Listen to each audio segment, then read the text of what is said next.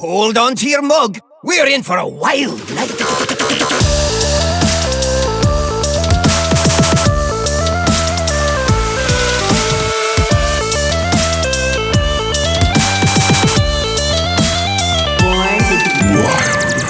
Hello and welcome everybody to the Born to be Wild listener series.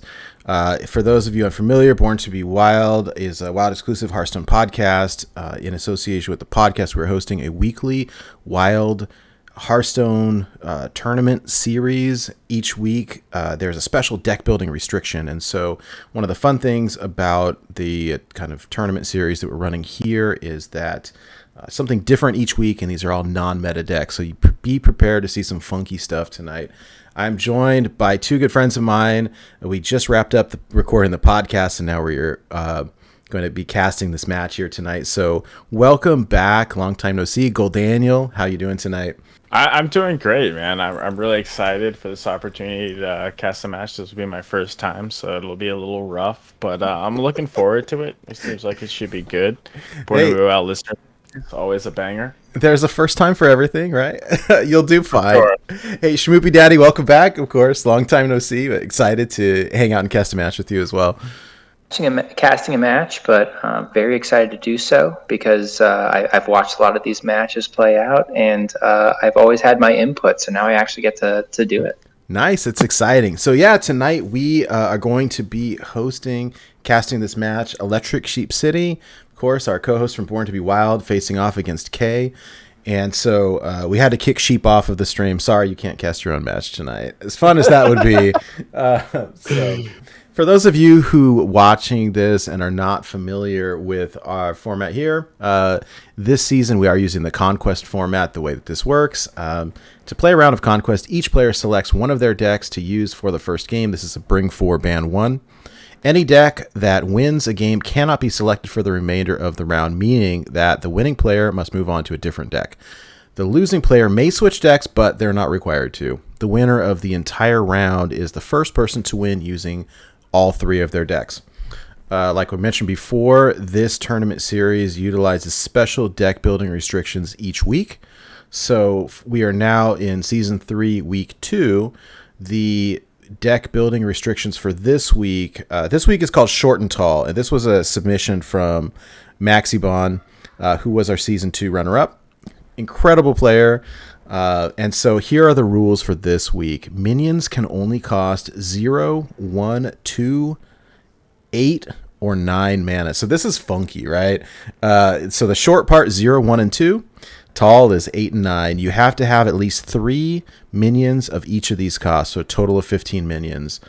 Spells, weapons, and hero cards are allowed. So the remainder of the deck most likely will be made up of spells, weapons, and hero cards. So let's then jump into a quick look at these decks before we start the match. So first up is Kay. Kay brought Rogue, Druid, Warlock, and Demon Hunter. The Warlock got banned. And so kind of taking a quick look at these, we've got some interesting things.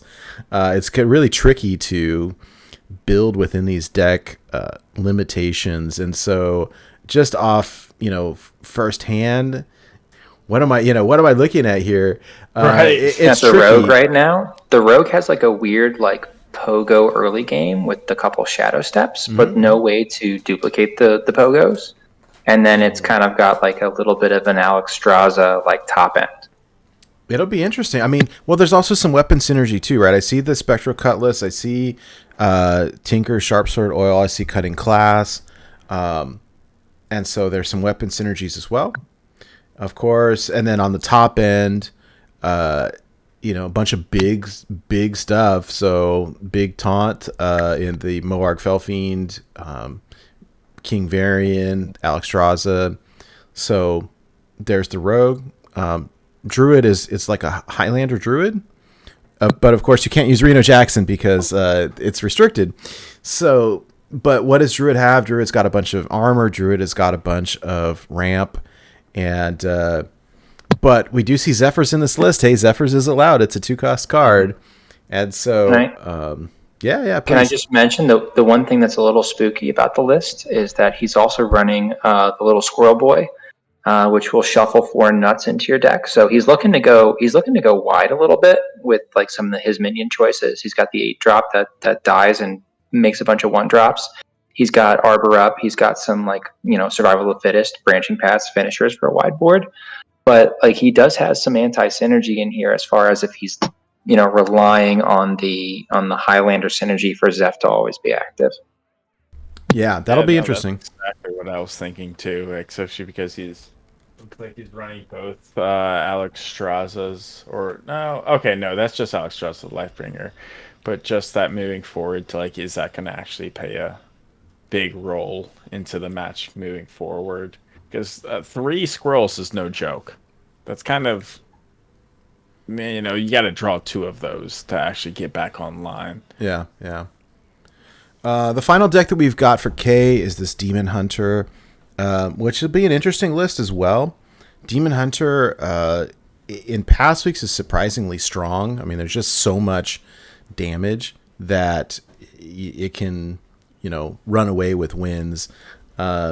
At the top end of this one, it's got Nethrodamus, which is like, it's such a fun card. And there's actually a little bit of synergy. We're playing Tiny Fins and Snow Flipper Penguins. Like, these are little cards that are going to die off, and maybe it just buffs your Nethrodamus.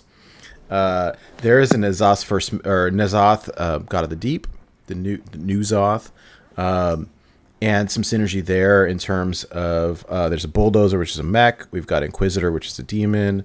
Arcane Devour, I believe, is an elemental, I think. And so something to keep in mind though is he is running the 3-mana Demon Hunter spell that summons 2/2 demons with lifesteal. So you'd really feel sad if you got one of those off instead of an Inquisitor. Yeah. So like this week, New Zoth looked like a great build around card. I hope that either Kay considered that in his plans when he built the deck, or if like he's willing to just take the risk and just YOLO it, because that I'd hate to see that low roll happen. Yeah, good insight there. Okay, well, let's move over to Sheep's decks here. Sheep is running Demon Hunter, Mage, and Warlock. Sheep's Warrior was banned, and so we won't be looking at that one. Demon Hunter is really interesting because the top end has got these pit commanders, and so if he Sheep went a very can different way for his Demon Hunter. He still got Skull Gul'dan as the top, the Inquisitor, but didn't go the N'Zoth route. Just going pit commander, getting the big demons out, and I don't know. I mean, that's the fun of this is like you look Lots at these, you look at these and for Jace value. It's so fun looking at these and scratching your head a little bit. Like, what are we looking at right now? But these are some fun decks. I see the Mage is running Luna's Pocket Galaxy, double Tartolan Pilgrim, and so this essentially is. Check the 9-drops. The 9-drops are spicy. Yeah, this is a legit like LPG Mage deck. So we've got Alex, we've got Dragoncaller, Alana, Frostlich, Jaina, and then a Sleepy Dragon at the top end. And so the early game is going to be a little rough. I'd be lying if I said I wasn't a little worried about this Mage's early game. Like, I get the Wax Elemental. It's like, oh yeah, that's 2 people, target dummy. You've got a lot of taunt there, but this seems awfully heavy. Well, to make do. Right? Well, I mean, we'll see how it performs. The last one up is the Warlock. And again, like I'm looking at the top end of this and we see almost kind of like your classic Q block / control Warlock. So Witch Willow, Dreadlords, this new Fell Fiend or Forge Fiend that I wanted to play so bad and just haven't been able to because it's too slow right now. Mal'Ganis, Void Lords, and Skull of the Minari could pull those real easy. And so if Sheep can last that long and get the weapon out, that's great. This looks like classic Warlock type stuff. It's got the Kobold Librarian, it's got Plague of Flames, Defiles, of course. And so I love this Warlock deck. It looks like you could almost take this on standard and maybe mess around with a little bit. Obviously, targets on me in the Murloc Tiny Fin, which seems to be the staple of the Electric Sheep deck. At Right. least one of them. Well, it's hard because you had to run zero. Well, it's because there was a requirement that you had to run That's true. True. zero cost minions, and it's like, well, you're pretty limited there. We saw some people But bringing Murloc Shaman this week, which was interesting. But you did, but Tiny Fim is a little bit of a touch of whimsy on Sheep's End, just because like Hungry Crab is a relevant card in a format like this, where like you are forced to run drops, and you could always gamble on somebody bringing Shaman and bringing Murloc Shaman, and thus you could have a deck with Hungry Crab in it to get that little bit of advantage in the beginning. So Sheep, including Tiny Fin, is just like a little bit of whimsy on Sheep's part, where like he could have put a wisp in, but no, he just thinks that guy's so darn cute. right. Respect that decision, though. Okay, I gave them the go ahead to start match 1 when they're ready, and so yeah, I'm excited. I'm excited to kind of see how this goes for everybody watching at home. What you will see on the screen here is each of their hero portraits will be on the side. There will be representations of the 4 classes that they brought. One will have a red X through it. That means that indicates the banned class. As each player gets a win with their class, you'll see a green check mark in it indicating that they've won that one. So, all right, we're queuing into game 1 here. Looks like we've got K playing Rogue and Sheep playing Warlock. That's okay. He's got the Mastodon. I like the Shiny Finder to pull a weapon. Clever disguise. And the clever disguise is just a lot of value early on in this kind of format where those middle turns are going to be a little suspect. Right. Well, I mean, I remember in the last series, especially like Shia was made it, super far, and there was all of these like any sort of. It's almost like arena-ish where, especially when there's a lot of restrictions, if you play cards that discover other cards, these little value engines can be really beneficial. That Pagel inclusion in K's list is super spicy. I love it, because this is not a format that's going to have a whole lot of removal early on, unless you're playing Warlock. And I don't think... Go ahead, sorry. Sheep didn't exactly have the best mulligan going forward. He's got the Defile, which is nice for cleaning up this early game stuff, especially the Shiny Finder. But his hand is looking a little rough moving forward. It's kind of clunky. Yeah, not gonna lie. It's a little worried for him, but I mean the Defile helps. The Librarians, it was like that's one of the best cards in the game. In testing, what I kind of found about this week is if half your hand is playable, you're in good shape. Because like everybody's like drawing their top end so quickly that it's like if you can kind of fish for your lower end, you're in good shape. The 2 best decks going into this week were very obviously Questline Pirate Warrior and Seedlock. When Flesh Giant was at 9, Flesh Giant got nerfed, so Seedlock was no longer an option. K was very smart in actually banning Questline Pirate Warrior from allowing Sheep to use it. Agreed. 100%. Well, there's some combo enablers. I think that I'd like to see One Thief come down, maybe. More patient, I guess, here. He's not going to show his hand. K is more of a control player. Sheep's a little bit more of a chameleon, I think. We are going to get One Thief. Good. But I know K prefers a control style of play, and Sheep will kind of, I think, look at his opponent and try to play a style that balances off of who his opponent is going to be. Sheep has actually made me consider how I play in previous weeks to make myself less scoutable because of the way that Sheep totally decimated me season one. Yeah, I think that's a pretty fair assessment there. I mean, that's the best case. Just learning from your opponents, learning from your mistakes, trying to grow instead of being stubborn in your own ways for the next match going forward. The file coming out from Sheep. Holding the Wisp. for Academic play value. espionage. I missed that card looking at the deck list. Do you just rip it? Yeah, you rip it. I love it. I did You have too. a free I turn. completely missed that value. And you know what? In a slow matchup, that might be the thing that turns things. Well, and like there's never a good turn to play it, and so that's like the best turn to play it, right? When else are you going to do it? And so when there's nothing on the board, like yes, and you just Perfect format to play it. You're not doing anything turn 4, 5, 6. Like 7 on the coin is the earliest you're really popping off. Mm-hmm. Cheap force to play the Murloc. Hand space. His hand is so clunky, but the thing is like as soon as Witch Willow can come down, or if the Skull can come down, things start getting very real. Poker game, right? Like it's kind of like things don't, stuff doesn't get real until stuff gets real. Like until you have to make a bet, until you have to do X, Y, Z. Particular week in this particular challenge. That's how it kind of feels. Mm-hmm. I'm expecting him to just play the skies here.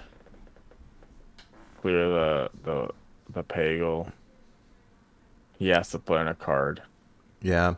Well, this is interesting. The Cutlass might actually come in pretty clutch between the academic espionage and this other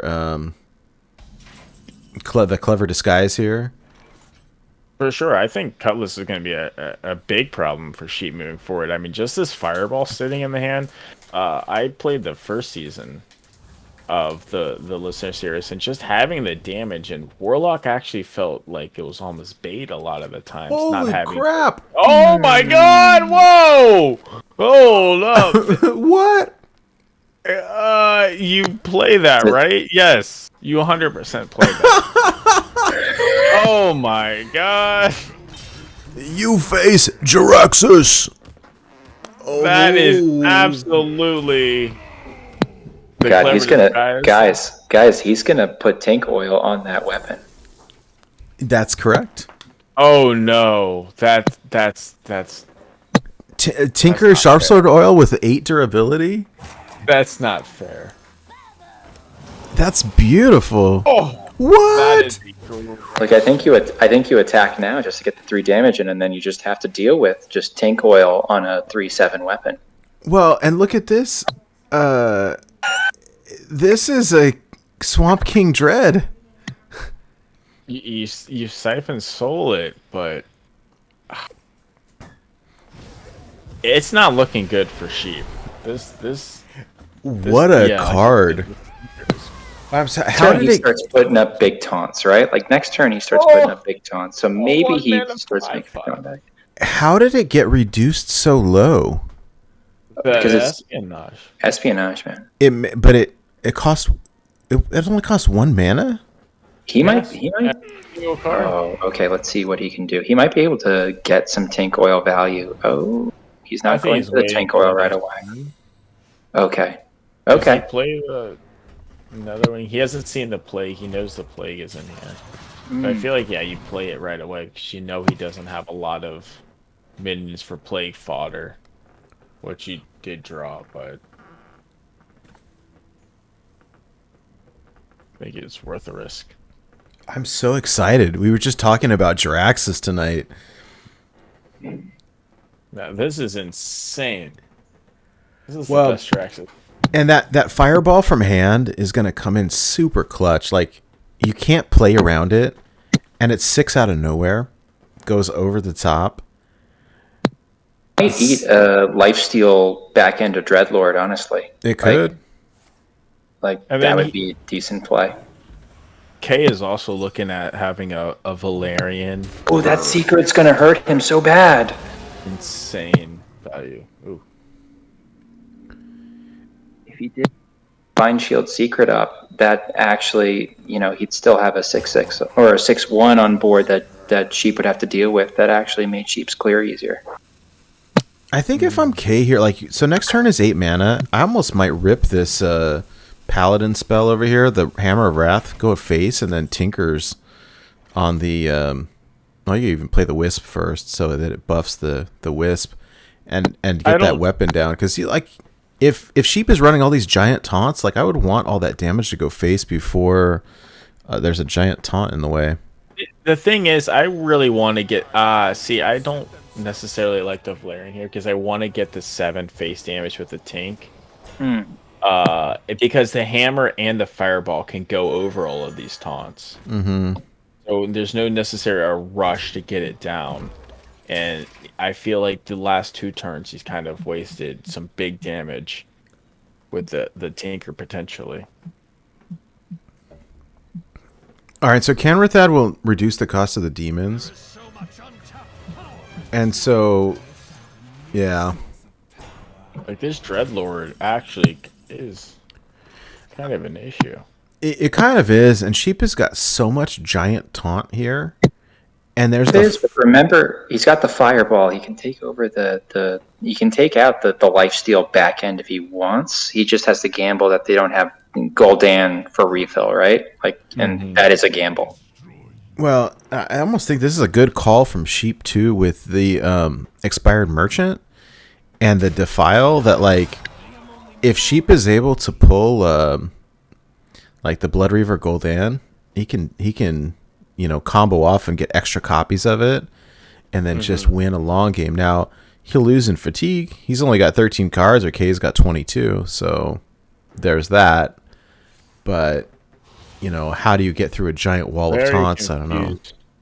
With this order. Well, I almost hope that we see the fireball come down and kill that 5/5. Otherwise, it makes no sense not to. Yeah, I'm a little confused by this line. Well, I think this Dreadlord is going to be a little problematic. It puts Sheep out of range from fireball lethal. So, and the 5/5 lifesteal here just cleans up everything. And now he does have Shovel. Let's see, Shovel Boy deals 9, but that's not going to deal with with a Void Daddy, right? No. This goes face here. He continues to heal every time unless he uses the fireball on the 5/5. Unless there's an insane Tamsin. Yeah. The Void Lord is just so strong, and then you get another Enhanced Dreadlord, another Void Lord. Sheep just plays big Taunt Demon after Taunt Demon. Heals out of range. He gets to run out the durability of this Jiraxxus weapon. You think we see Pogo, Shadow Step Pogo, just for some stats? I don't know. I don't see how it helps. It does trade into a Voidwalker. I don't think it's enough. But I didn't quite understand the Pogo package to begin with. I think it's unless you're going to shuffle Pogos in somehow, I am not sure if it was worth the inclusion. Sheep drew a Witch Willow off the top. Oh, that's disgusting. So I think that this probably is going to... game over. He kills the Tamsin just to be safe. Oh, no. You need to go face here. Kill the Tamsin. You have to kill the Tamsin. Kill the Wisp just to be safe. And that is GG's. Unfortunately, 4K. Yeah. Yeah, just looking back, I don't know if he pulls out the game in the long run, but the turn where he leaves up the 5/5 lifesteal just didn't set right with me. Yeah, I think I would have liked to see the fireball come down on that. I don't, in hindsight, does it make a huge difference? I don't know.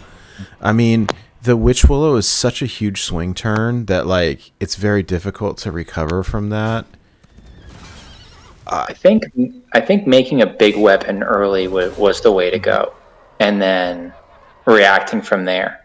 And I think the turn he played the Varian instead of Wisp, Tank Oil, start smoking face. But K is more of a control player, so maybe K hasn't had a lot of experience playing something like Kingsbane that would teach you those instincts.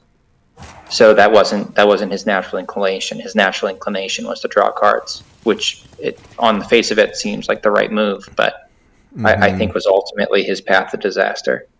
Well, and it's interesting, right? That if you, like normally in this style of deck, you get the Spectral Cutlass down, and it keeps getting buffed and buffed and buffed from all the different class cards from Academic Espionage. But like the Jiraxis is just like too good to pass up, right? And so we saw that weapon get destroyed in favor of the Jiraxis, but it sort of maybe had some unintended anti-synergy there. So maybe, but how many swings do you really get with a Spectral Cutlass? Like, I think you probably get more attacks on average with the Jiraxis weapon. Like, push comes to shove. You don't have the possibility of going quote unquote infinite with the stolen cards, but I don't know.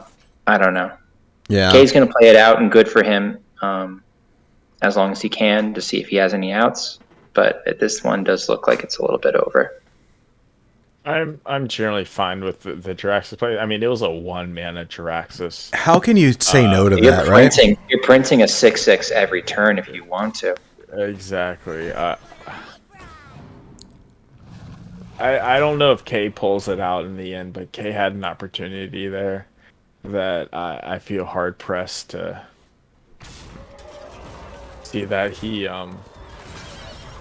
made the right play. The Valerian turn just seems so slow in context. Yeah, it's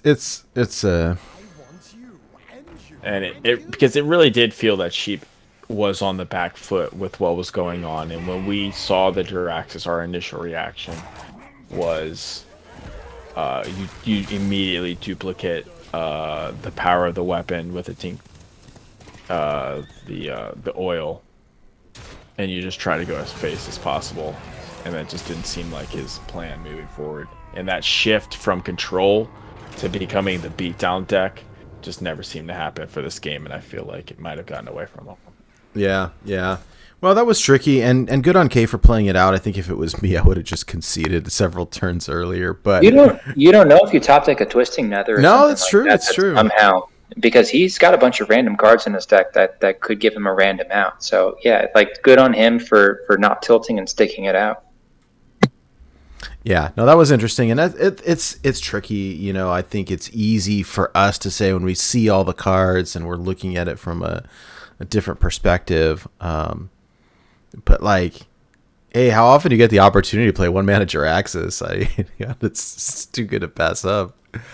So we'll see. Okay, well, Sheep gets the win for game 1 with the Warlock, and so he'll have to move on to different classes. K will have the opportunity to either remain or do something different. So we see K now playing the Demon Hunter.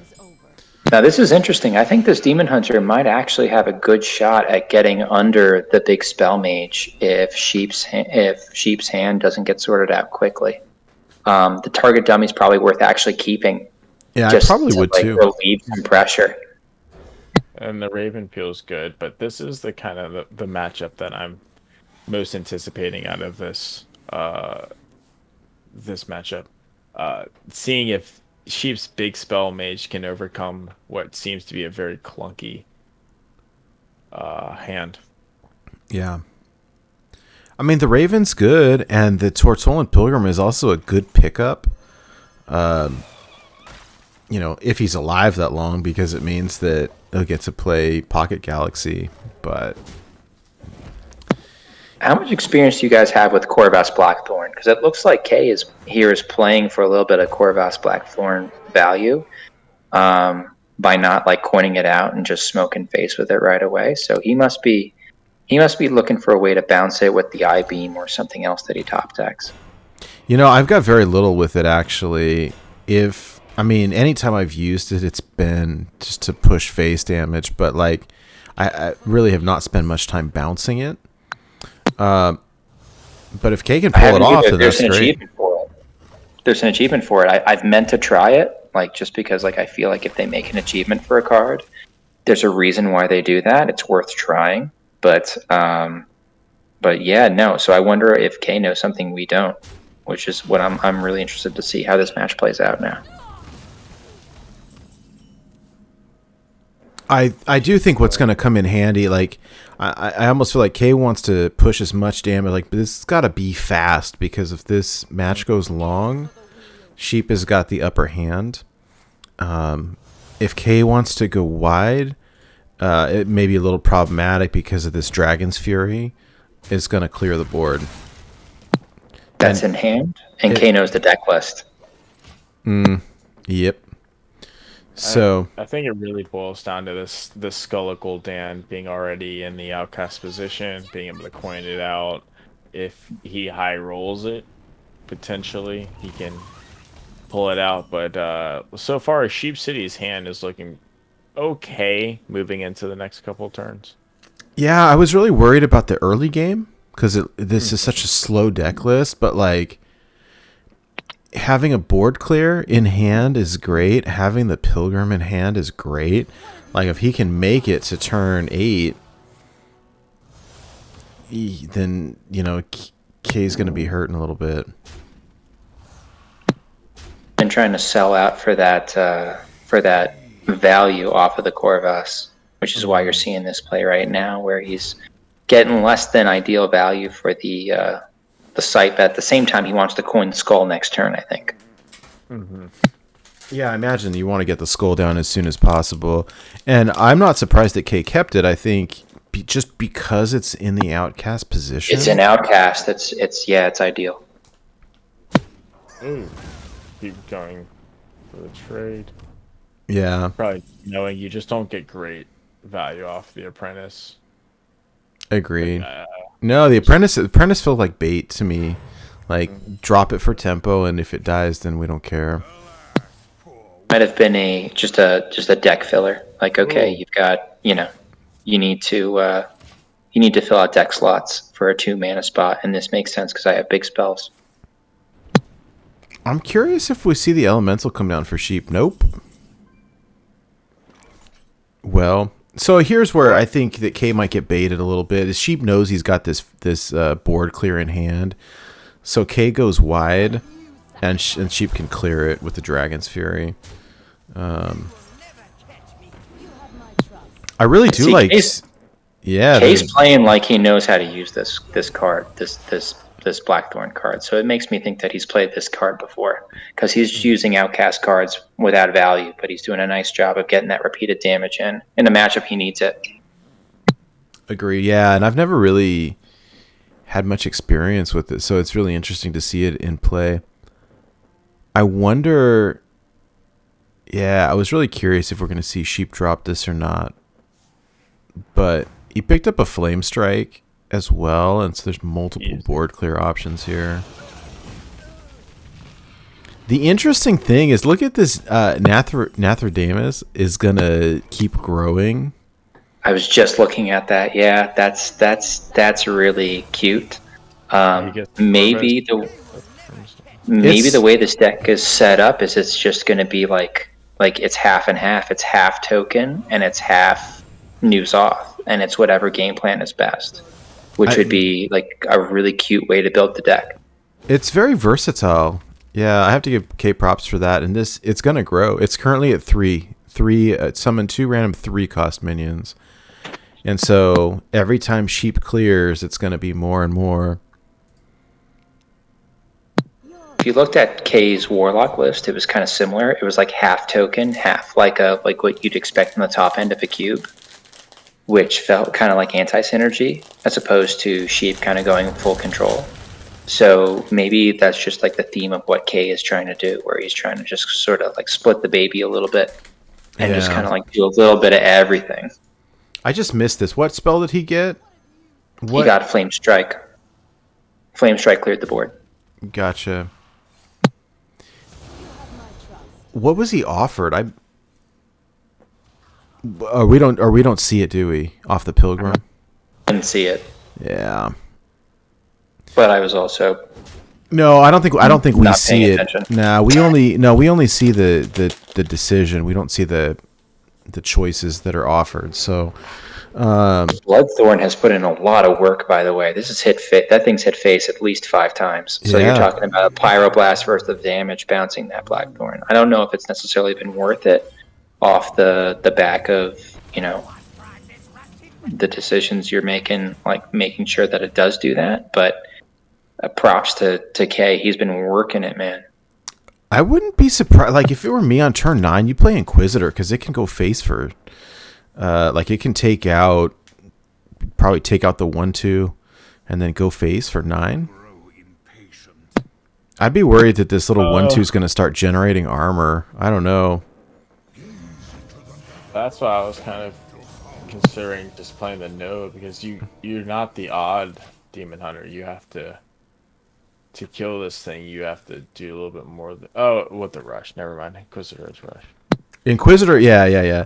So Inquisitor could rush into something and then it'll attack whatever you attack, and so it would He's go trying to face agree as to well. play. He does have that 1 mana copy of Friendly Demon, so maybe he's going for a play turn 10 where he copies the Andari Inquisitor and goes face for 16 with a hero power. That was a good shot. This is a lot of armor gain. What? This is a lot of armor gain. I think he's going to lose a lot of it, though. I think that's the play that Kay's setting up. He's setting up copying the Inquisitor into hero powering face. Oh my goodness. That is no joke. It'll go face for 16. Yep, and you'll have 2 of them, and they can trade down into this board and calm it down a little bit. Well, and K can turn to it 2 turns in a row, so I've got Inquisitor.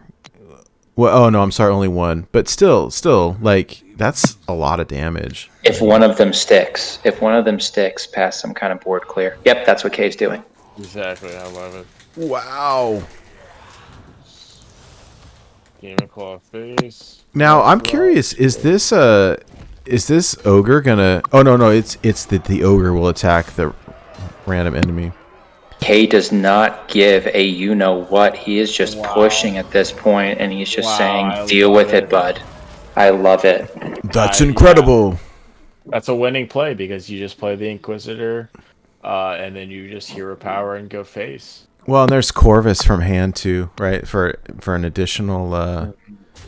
Kay played this Corvus Bloodthorn really well.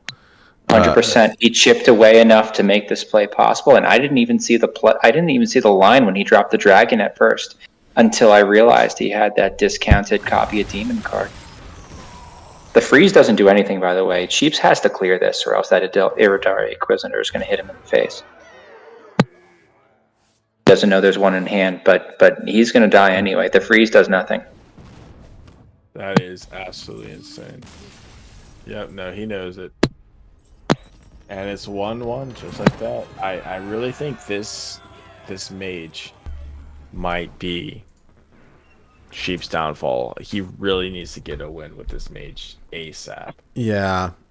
I loved that Demon Hunter win. I was struggling to kind of see the play line there, and watching it all play out was pretty great. So You got to play a lot of memes. If you play a lot of memes, you start seeing the strange lines. You start seeing the alternate win comms. You can scam people. Well, it looks like I think Sheep has probably noticed at this point that But I missed the Jungle Giants in this deck. How did I miss the Jungle Giants in this deck? That is actually pretty spice. It is pretty good. It's a little tricky to play. I goofed around with it when I was building mine, and the requirement of having 0, 1, and 2 cost minions makes it tricky. But there's mana ramp and stuff that you can do, and Survival of the Fittest is a card. Oh my goodness! So Survival of the Fittest actually has text in a lot of cases, because it makes your lower cost minions have attack that fulfills the quest. So then all of a sudden you pay for free on things. Now I have to look at Kay's list again, because I'm not totally sure. Does it have enough draw to support all this? Yeah, I don't know. I'd have to pull it up on the other screen, but I do like. I've been playing a lot of this Fell Demon Hunter in Standard lately to try to rank up like Demon Hunter wins. And so I'm really excited to see Sheep's List kind of play out. The question is it going to be fast enough? I just don't know. I have to dip my toe in that. I've been playing a lot of that like Shuffle Demon Hunter is what I call it. I don't know what they call it, the quest line one. Because it's really fun to pilot and like really interesting where like you're playing this mini game with yourself and then all of a sudden like, oh, your opponent's dead. So I don't know what the power level of that Fell is in Standard right now. It's pretty good actually, but we'll see. It doesn't look, I'm looking at K's list now, and it doesn't look like there's a lot of draw.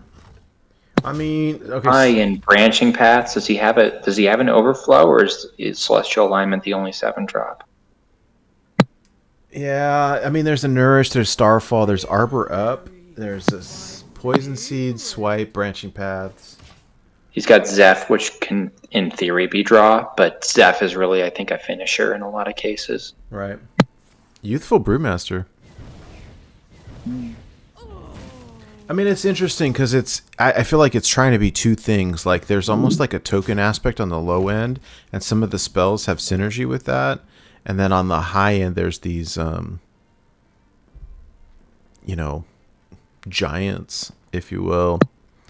We do see K pick up Celestial Alignment, and so I think that just changes the entire outcome of this game. His only mindset is to get to that Celestial Alignment. Right. He's doing that. Does Zeph ever give him ramp to... Does Zeph ever give him ramp? Is there a way on 5 to force it? Does it ever give Nourish? Or, Wild Growth or no? I mean, it looks at the board state, but... If K isn't facing down a threat, but I think it should be one of the options. Would be really clutch. And that's basically, if he's going to play Celestial Alignment, that's the most value you're going to get from Zeph anyway. So you might as well fish for some kind of ramp. You jam it right away. If you play it right now, you might get a Wild Growth for 3, right? Because it looks at your remaining mana. I don't think you definitely don't coin Nourish here. No, you want to save Nourish. Right. You got to save Nourish for after alignment. Greedy with the Zeph because he's a little nervous. He thinks he's going to coin alignment next turn, but I don't know. I think Zeph's going to lose a lot of value here. I think it's almost worth the risk. I agree 100%. Play it for the 3, and if it gives you a 6, it gives you a 6, but at least you get it, because after you play alignment, Zeph is borderline useless. The skull just chilling in the outcast slot, and he's going to rip that at some point. Maybe this turn. I don't. He doesn't have a whole lot going on with his hand. I might as well. Yeah, you might as well just rip it right now. You want those discounted Fell spells so that when you play Jace, you can kind of finish things out. Big discounted big dumb idiots. He's got a lot of big dumb idiots in his deck that he might want at a discount rate. No, he's going to be patient with it. Looks like. All right, good for him. Maybe he's waiting for post alignment in order to rip the skull, which is a really heads up play from Sheep. Maybe he's reading his opponent's moves that he's thinking, okay, my opponent has alignment. It's time for me to change game plans. That's interesting. I like that read. What Kate did to tip that off, though. Do you think we see alignment come down right now with the coin?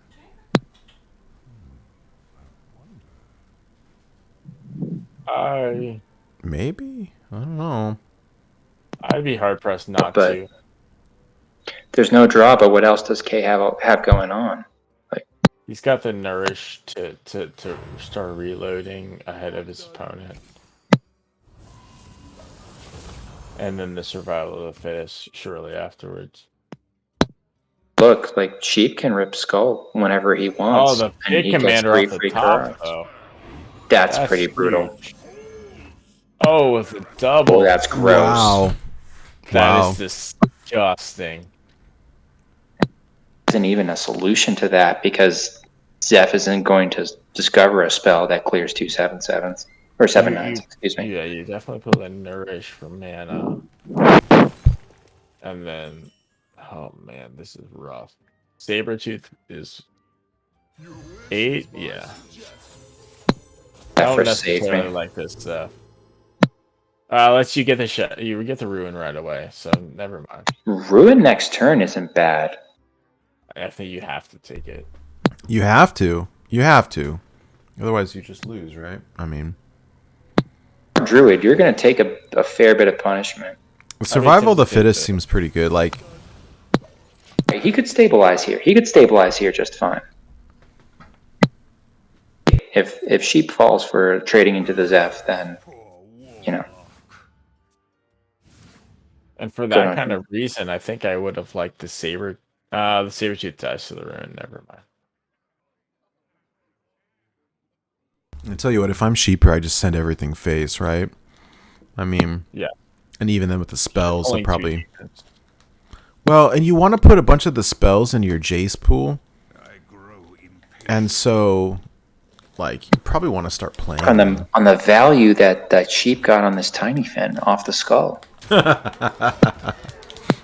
Did Sheep get just like the worst value? Did he get two? Did he get both Murlocs, both Vel Murlocs? Yeah. For oh god, that was a terrible skull. It was the worst skull in history.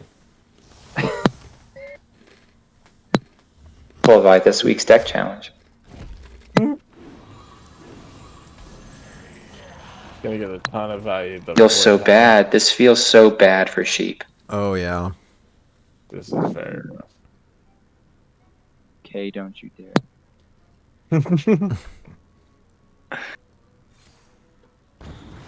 Yeah, that's what you do. Ouch. Oh. That hurts. He gets get a strong reload, and I guess the Sabretooth and Dinner. Do you ever I-beam your own Tiny Fin and tempo out the 0-cost Murlocs that are buffed? Oh yeah, he's gonna get a little Blackthorn value, and that's what he's gonna do, I think. Yep. I think that's exactly yeah. I think you definitely play the Murlocs. Sir, he included that cute little Tiny Fin, and then he just blew it up with an I-beam. You're a monster! Oh wow. Oh yeah, this is big. A 12-6 taunt? Okay. With some earth and scales to just... It's alright. Wow. Casual. And he gets to strike. Oh, can he get Sphere of Sapience off of this? To crack this sucker? Off a resizing pouch? What are the odds? No. It would be bad odds. Very, very terrible odds. Oh, he's not going to go for it. All right. For sure. You have to. It's like a Chad play, right? It's just like, yeah, sure. Why not? In Wild, it's a format about high rolling. Got to high roll the high roller. Sheep is going to give us a little demonstration on how to use Blackthorn as well, it looks like. He's going to bounce the ever-living daylights out of this guy. And he's got the hand to do it. He's got a lot of value coming through. Oh, the priestess. Oh, well, the Moarg. He has to. The Moarg is pretty good, too. I'm surprised they didn't take it because it synergizes so well with in the standard version, but... I guess without running Il'gynoth, it might not be worth it. Yeah, you need stuff that goes face here, right? Yeah. Ooh, you take the watch post here, right? You have to take the watch post. Prevent all those spells. Sheep's deck is all spells. You have to take the watch post. He goes with the Discovery. Well, I think Kay's going for the disruption, right? Of not wanting Sheep to draw Jace, maybe, or... something. I don't know. I don't know. Having all that extra stats on your taunt and on your Sabretooth that can eventually go face. Like Sheep can't delay this forever. Sheep just picked up a 1-mana Jace. Wow. That's gross. Consider too, Sheep picked the Priestess, but he delayed on it because he can't play it for another 2 turns. Alignment completely messes with your concept of like anything you discover is like, on a timer. Mm-hmm. That's a very good point. Thought it's like, oh yeah, I play Priestess next turn. It's like, well, no, you can't play whatever you want because you discovered it. What an interesting matchup. Jeez Louise. This is the reason why I love this series. You see such strange meta games. Yeah. Yeah. All right. So is Jace going to drop? I should see the Jace. All right, what are we playing?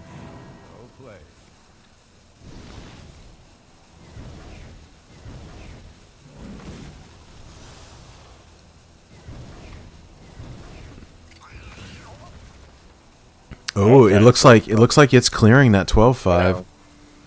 Okay. The eye beams hit true. Yeah, because Jace says it's kind of like it'll target the opponent if possible. Okay, I got If the you. opponent's got no stuff, it'll start targeting your own stuff. But it's kind of like that Solarian Prime. Okay. I was Guys, holy Schmoopie cow. just woke up, so I'm going to bow out for a second. I'll hopefully be back. I'm going to keep tabs on the match, and Sounds good. I'll be back. Sounds good. And I guess you go Inquisitor. Inquisitor's a good card. Chaos Leech does 5. Kills the Jace, actually. And you get to play the 5/5 Whisk, complete the quest.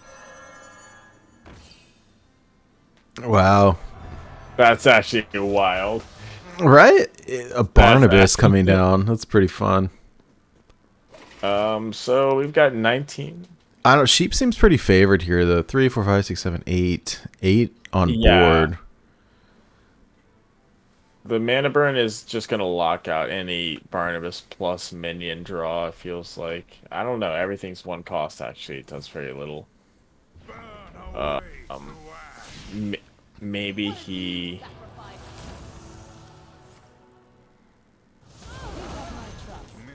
Ooh, mistakes from, yeah.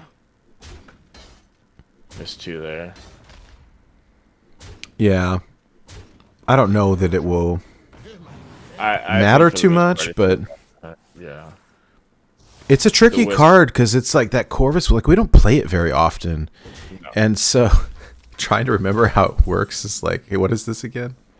Ooh, that's a good pickup, but Is it enough? It's so limited. No. Well, K's health is just too low. I think is a little problematic. I mean, unfortunately, K's got to Trade. use the minions to trade and everything. He still gets to play the Barnabas, which is nice.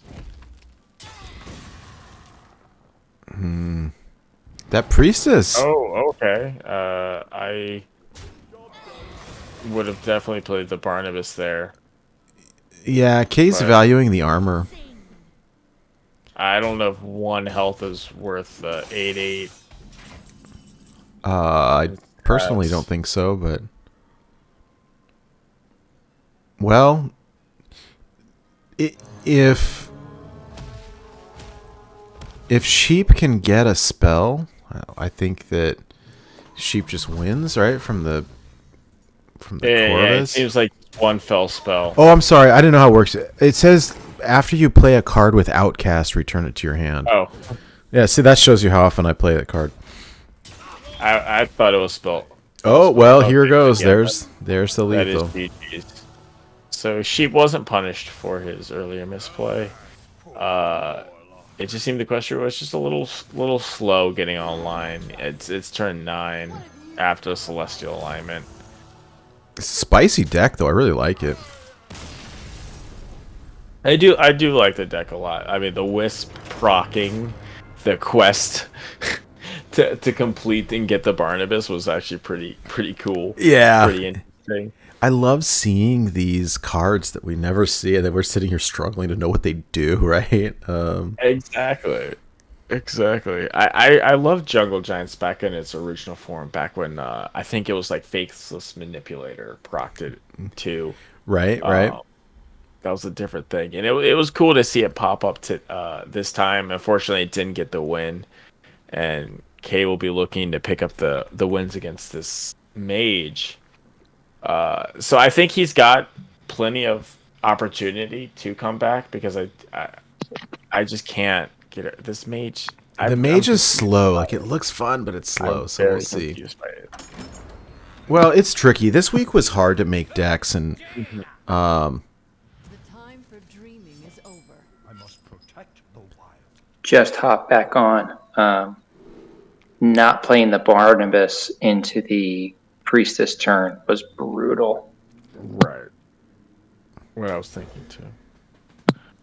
A little bit more damage, but I think K can't see both hands, so I think K just played it out the way he thought he could. well, see, that's where we have the benefit is, it's easy to kind of armchair quarterback, and we know what both players have. 100%. All right, so early. That's huge. That's just a lot of value mid game.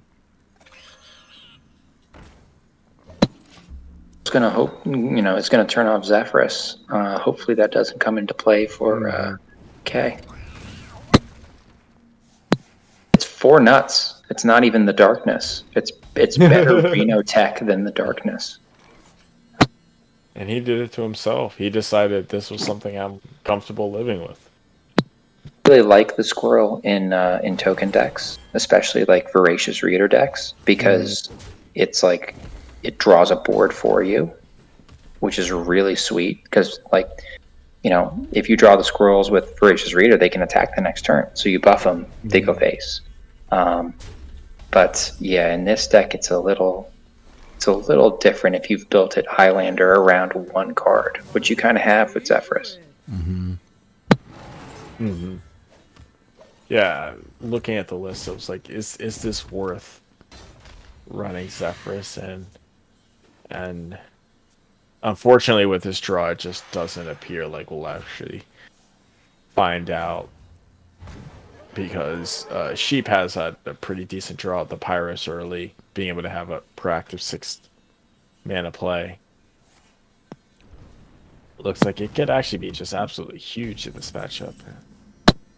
Yeah, that like K's philosophy in building for this week was like he didn't feel confident in 1 game plan, so he kind of built for 2, and is confident that he can like sort of scam from there, which I respect that take. But it might come to bite him eventually, just because when you don't plan for 1 game plan to go right, you're kind of punished if neither do. 100%.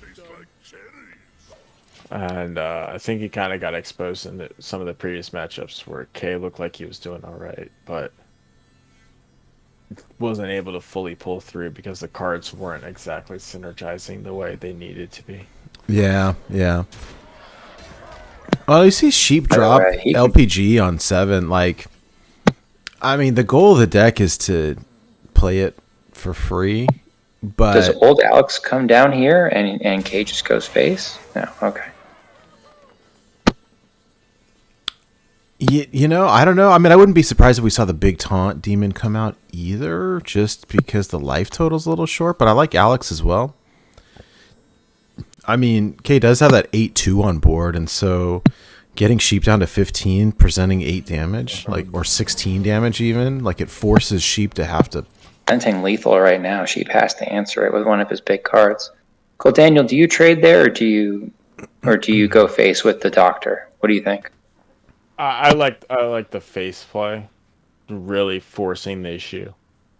You kind of know what's in the list, put them on the back foot.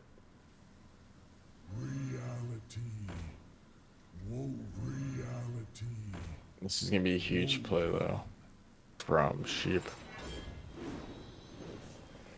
10 armor seems good. He gets Giga punished for not trading there. No, for sure. Because I would have gotten face 2, and I would have gotten just completely bodied by that play. Well, I like I mean, kind of like the alignment coming down. against a deck that has all big stuff. Yeah, unfortunately, the alignment feels good but bad at the same time because you have no way to take advantage of the swapping the mana low, and you know their deck is geared to take advantage of something like that. Yeah. I'd consider the naturalize before the alignment here, just because Yep. like if you have to pick the two, like I'd naturalize, throw a minion out. Oh, he's got an alignment. Oh my goodness. Okay, here we go. Say, what do you got? And Sheep's gonna say, I've got a 1 mana 10/10.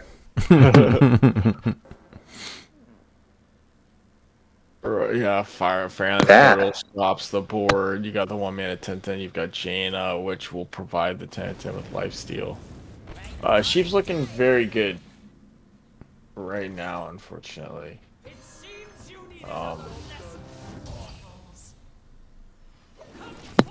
She is gross, by the way. That's gonna provide a lot of pings for the Frostlich Jaina if Sheep decides to go that route. If he top decks Arbor up or if he top decks Survival of the Fittest, that immediately becomes a present lethal threat. So he's going with the Flame Strike and then the Jaina play, I assume. Probably. Just clear the board, secure the Jaina, and then play elementals from there that can heal him up.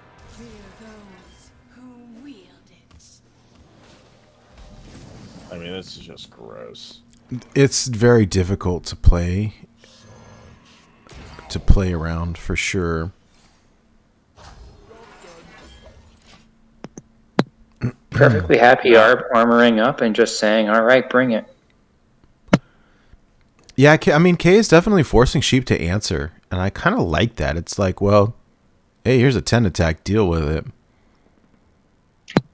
Messed up I mean, by Alex the... also Lifebender just destroys this. Like, he's offering threats, but at the same time, he does not have the cards in his hand currently to... I was wondering how this was going to play out, whether or not it was going to give him any value for the cards that he played post-alignment. And it looks like it does value those cards as fodder for dragons. Deal it for Sheep. You might have to go Beastmaster and Prey. Or Mount Seller, excuse me. There's the Barnabas, but that's still a 5-cost minion. Yeah, we see the Fellfield. It's got to come down And Arbor up? probably. Okay, so it's just need to go Branching Path and gain the armor. Passive. Well, I don't know. I don't know if that does it. That's not... I don't know if that does it. that's definitely a lot of health, but You'll get 8 more from the thing. The Fiend, but he's running out of steam very quickly. He does Arbor up there. How does that really affect the trades? Does it? where Sheep has the benefit is this generating elementals with lifesteal. I don't know how much the Arbor up really does affect things. I would have Arbored up too, but I don't know if... I think he's just sort of... The ship has sailed. Sheep's trading down here, which is interesting. He wants to kill the Mount Seller. I think the rest of this goes face. Yeah, the rest of it should just ship face. Trades Yeah, in throw down there, a... Yeah. Well, Sheep wins the long game, right? Because there's the lifesteal and there's this kind of infinite potential for generating elementals. Is there any comeback mechanism in... is there any poison seeds in Yes. the list? Okay. Yes, and there's a Zeph, but I think there's still a couple of acorns floating around in there. Yeah, Zeph I wouldn't count on. I wouldn't count on Zeph anyway. I think the mana's too low. There's a poison seeds, but that's the danger of running a Highlander list, is that there's only one copy, and so it is not as consistent.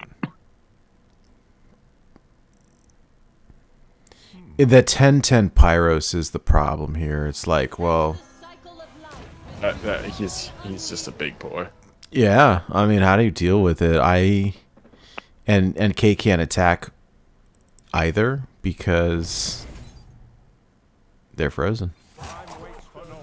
So, I K's mean, just sort of made the please trade into my board, my big shiny board play. yeah. Hey, What's what is this program pulling? oh, the flame Oh, strike? flame strike. That is huge. Oh, that's good night, Irene. Yeah, you just ping, you go face, you freeze. And K is looking at poison seeds or bust situation, which even that doesn't even look fantastic. Sheep's completely flipped the life total. Yep. Yeah, the Pyros came in pretty clutch. Early Pyros on 2 was pretty Yeah, worked out pretty well. being able to play it on 6 were in those slower turns in the middle of the match, and then just stall a little bit. And then the Celestial Alignment, it just... K had the right idea with the Celestial Alignment, but this deck just didn't have the opportunities to take advantage of it post Celestial Alignment. In this kind of format, every single deck is prepared to deal with that kind of mana adjustment because you were forced to play the 9 cost and the 8 costs. Yeah. And he kind of got punished there. I liked his idea. I feel like he had a lot of potential, and I hope he goes back and like looks at this replay. Yeah, And, definitely. There's a lot of, very creative deck buildings. And yeah, GG's to both. Yeah, GG's to both. I think there was some definitely to be taken from the Demon Hunter one.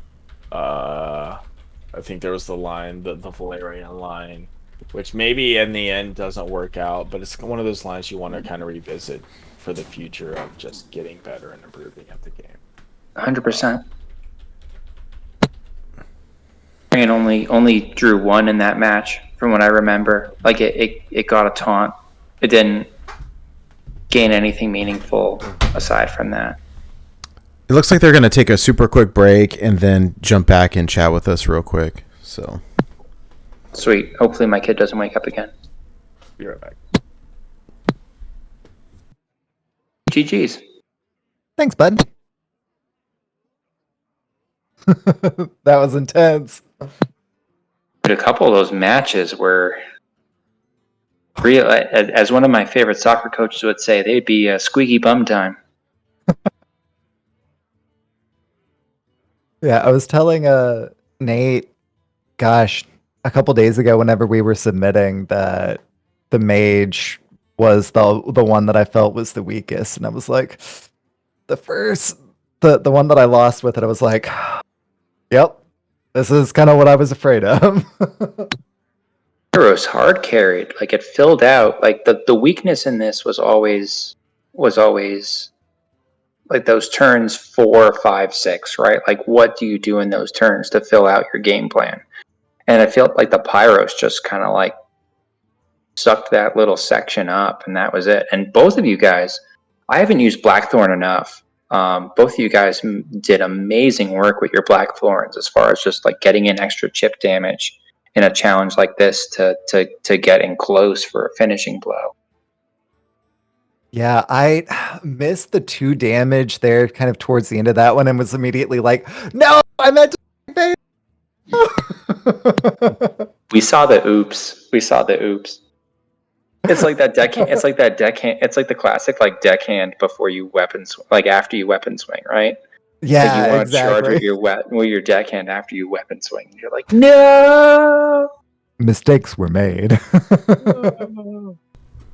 hey, I'm back. I had to go take care of a spider real quick. Yeah. Spiders are good, Nate. They don't hurt anyone. Just bugs. No, but they scare my poor wife, and I don't like them either. Well, there you go.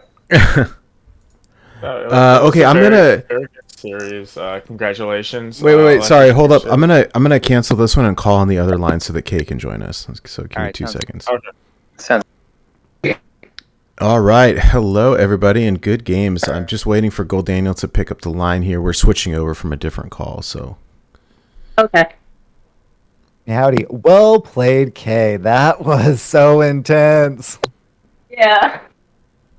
Well, I feel like I misplayed on something. Well, my first question is, like, did anyone see Lethal in the first game? Like, with my hand, did anyone in, like, did anyone in the chat see Lethal? Because I was like, I feel like I should see Lethal in the cards I have, but I was like, I was not seeing it, and I was like, and then you just drop Willow, and I'm like, crap. Like, I've wasted too much time. Well,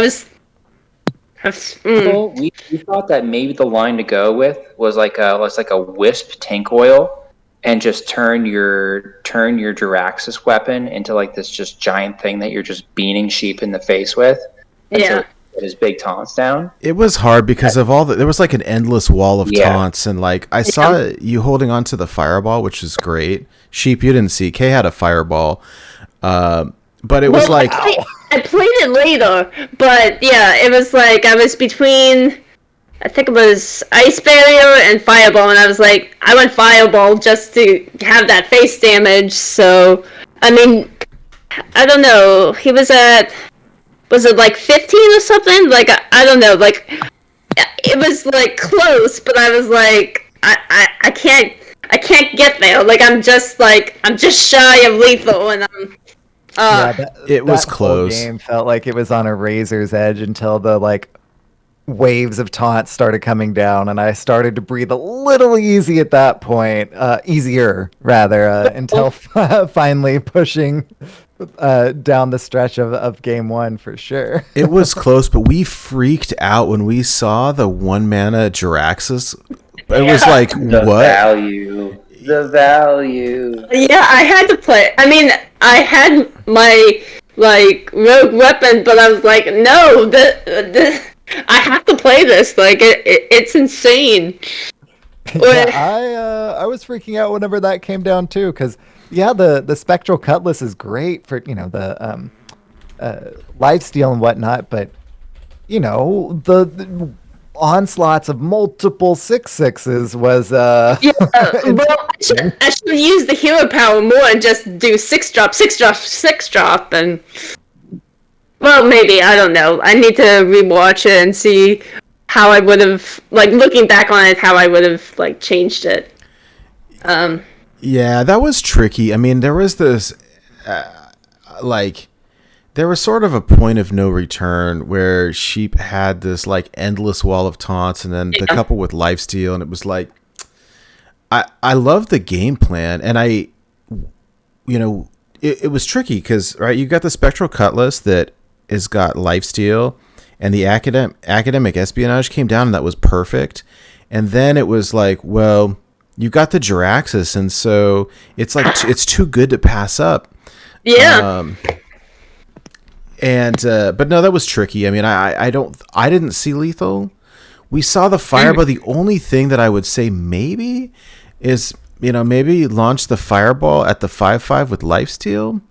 But like, I don't know that it would have changed things. Like, well, if I had done it the 5/5, because he hadn't played Willow into Mal'Ganis yet, so that would have probably.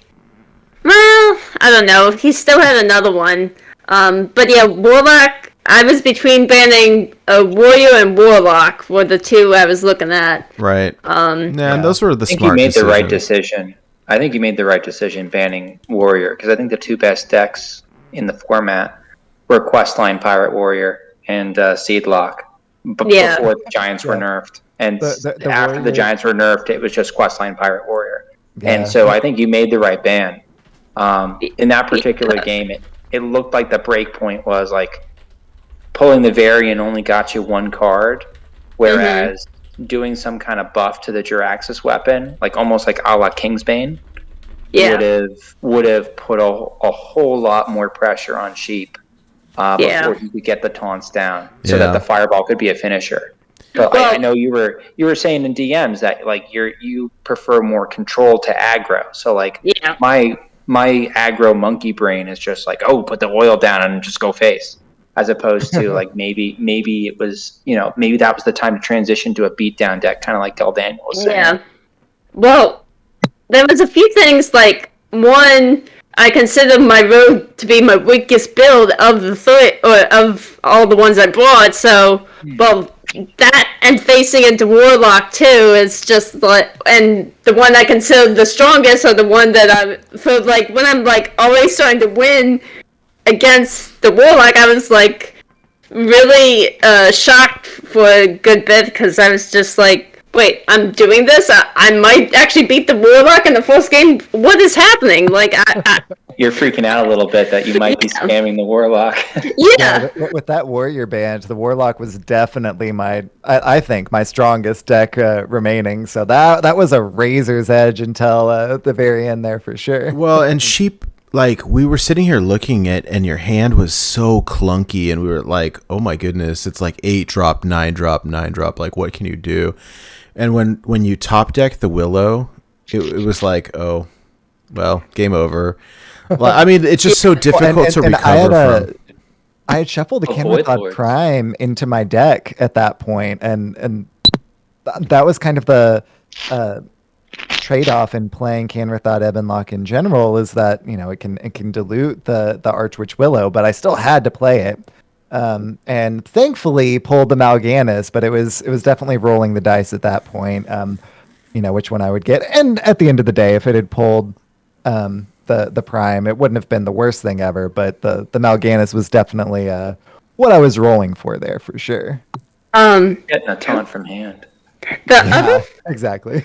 Yeah, the other thing was, I was thinking about matchups, so I was thinking, okay, I'm gonna want Druid to face off against Warlock, because I have, like, Poison Seeds, I have, like, Zeph, and, like, in my head, I was always thinking, like, okay, I was thinking I guess it was, like, Jordan was saying in his, Game versus Floop or something, like, he started off with like the weakest build and then would play the strongest at the end. So I was thinking, okay, he might play it that way. So I'm like, save Druid until the end.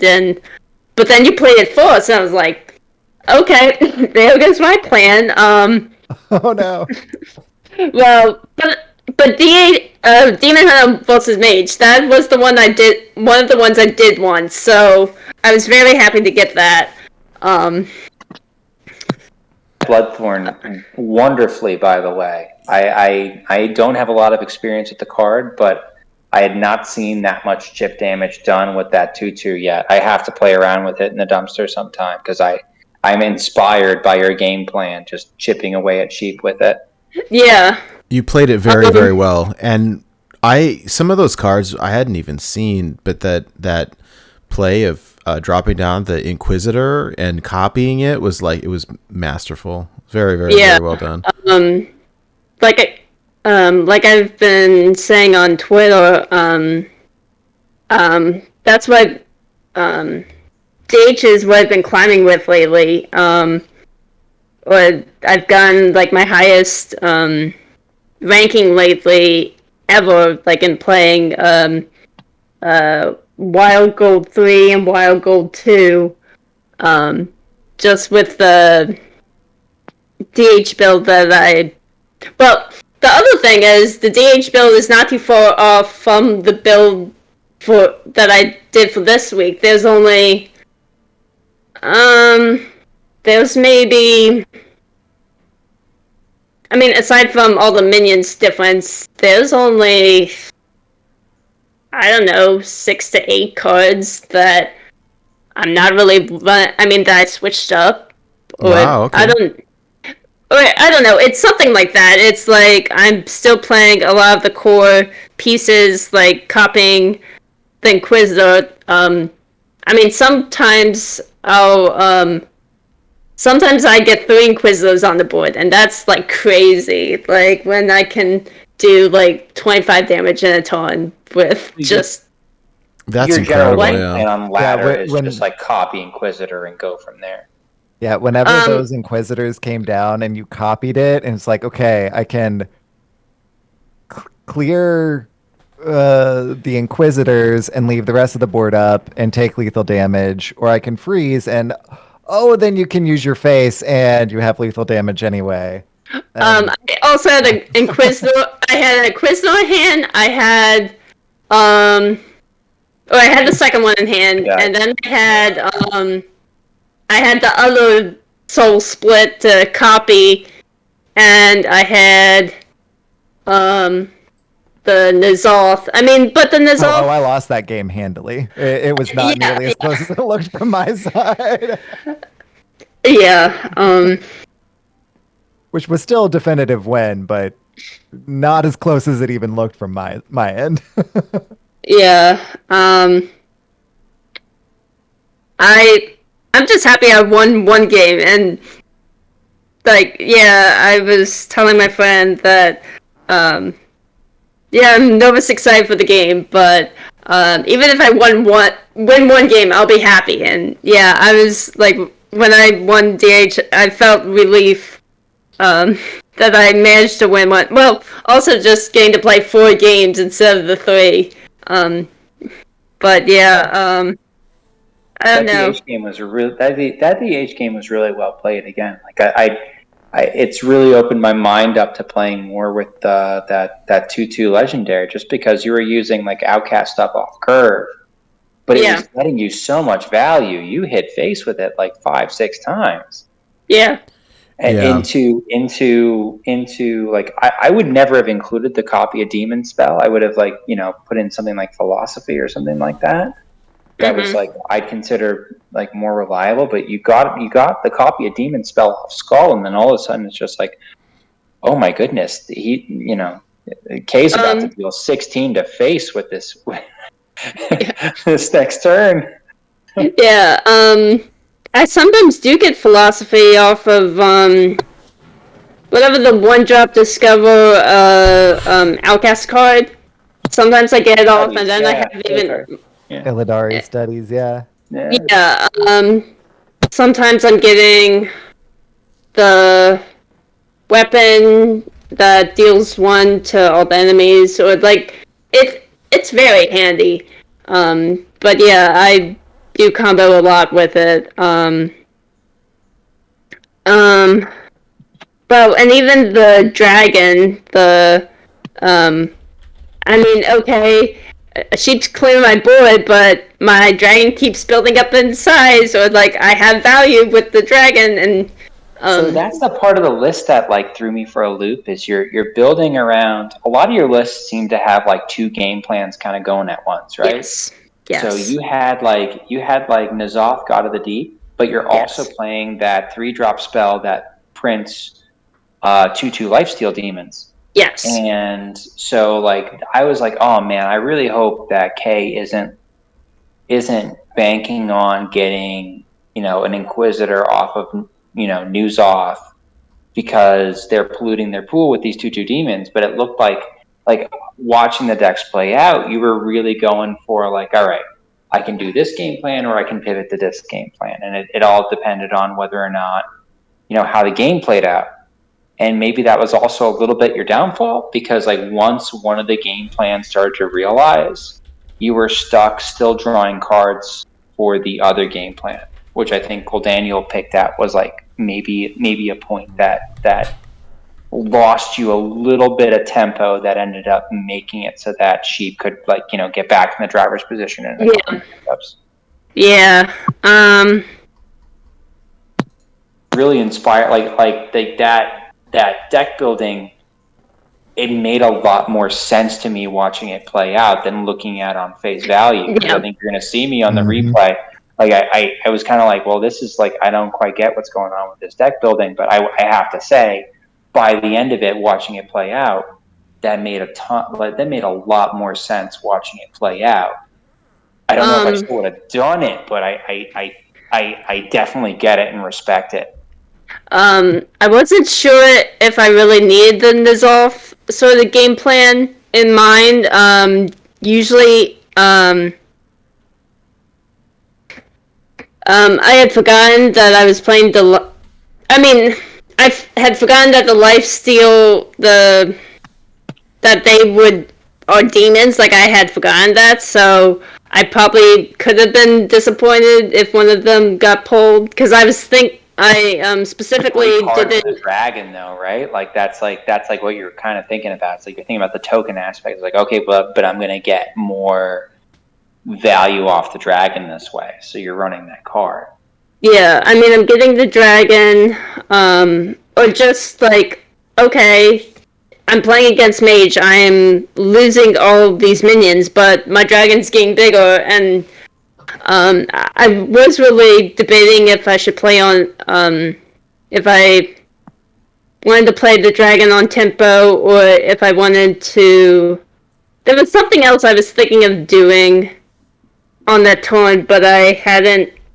I'd have to go back and look. I don't remember exactly what the other thing I was debating about doing on that turn, but I was like, it's on curve, it's 6 drops. I'm gonna push for face and see where that gets me.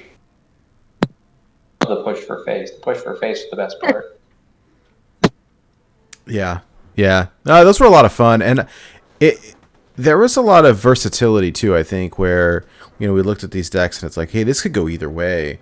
You can go wide with tokens and buff tokens, or if you can get Barnabas off and play some giant minions as well. So yeah. It was super fun.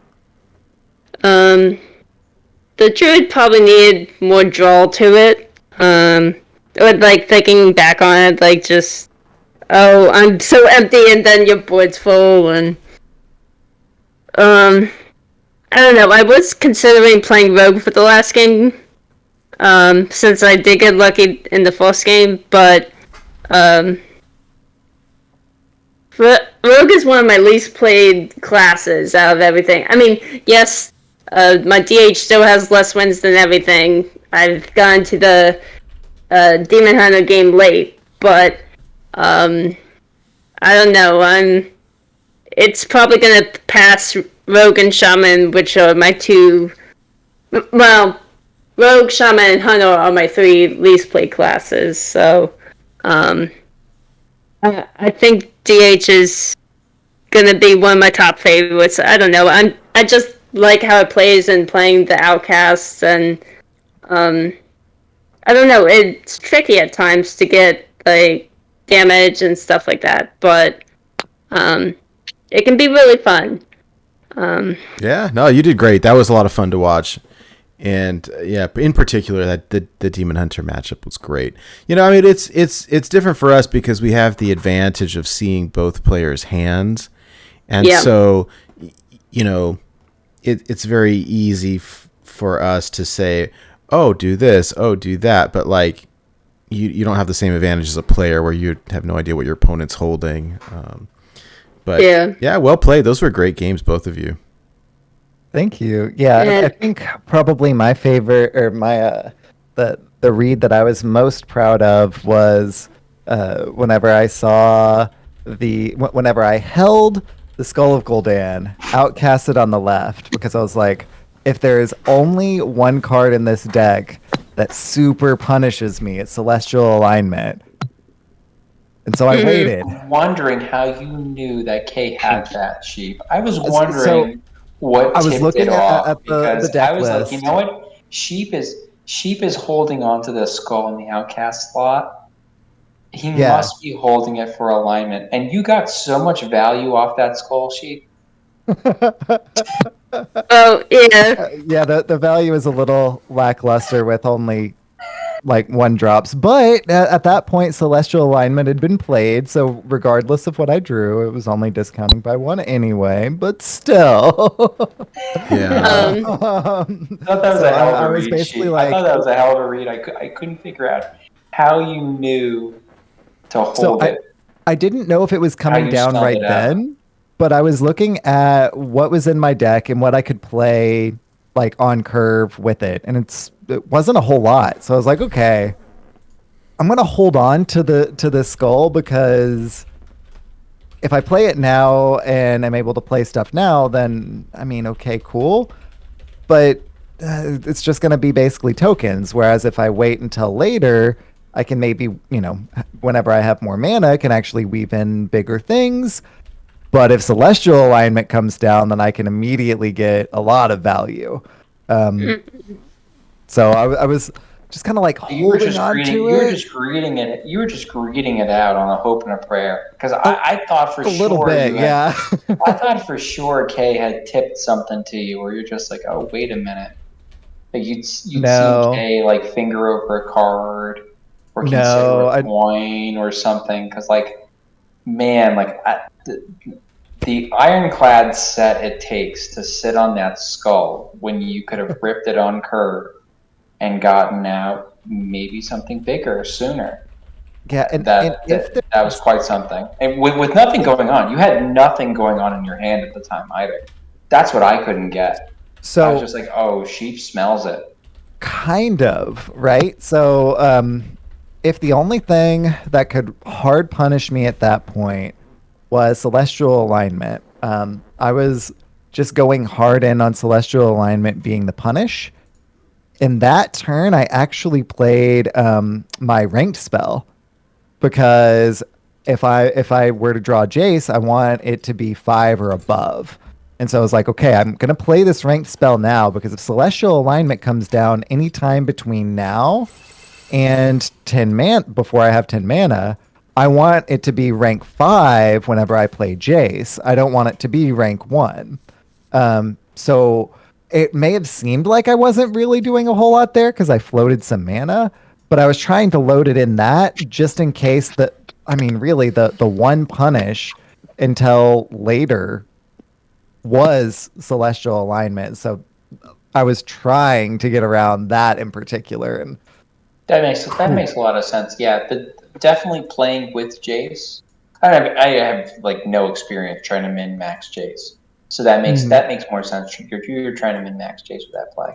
But yeah, no, but the fact that you were just like, all right, I'm just gonna do this and just hit base, and just like, wow, he just passed up a skull on curve. What does he think is coming down the pipe? How does he know? It's a Highlander list. There's no way K has the alignment.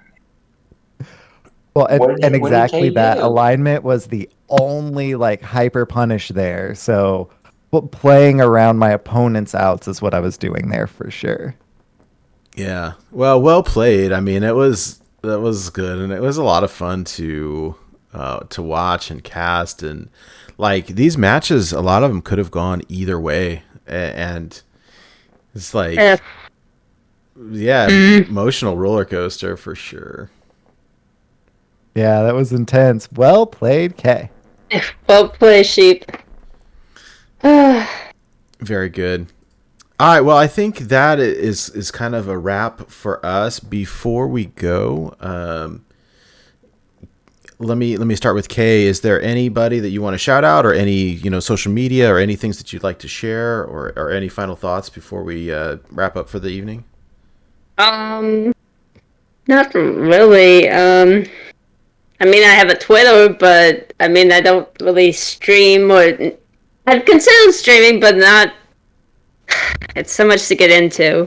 Yeah, no pressure at all. It's just but hey, thank you so much for letting us stream your match and for chatting with us after the game.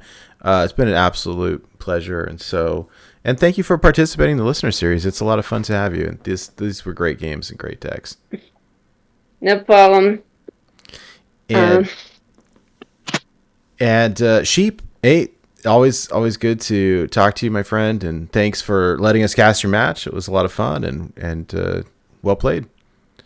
Thank you. Yeah, it was a blast playing. I haven't been streamed for one of these before, so it was kind of cool seeing it from the player side instead of the casting side. So thank you very much for putting that on, and I look forward to kind of seeing some of the insight from y'all whenever I watch it back on the replay. Nice. Yeah, look forward to the replay. Very cool. Well, we should have it up this weekend at some point, so very good. Okay. All right. Well, thank you all very much, and we will see you again, I'm sure, throughout the listener series. So thank you so much. Have a great weekend. You too. Wiser words have never been spoken. That's right. Thanks for joining us on Born to Be Wild. No problem.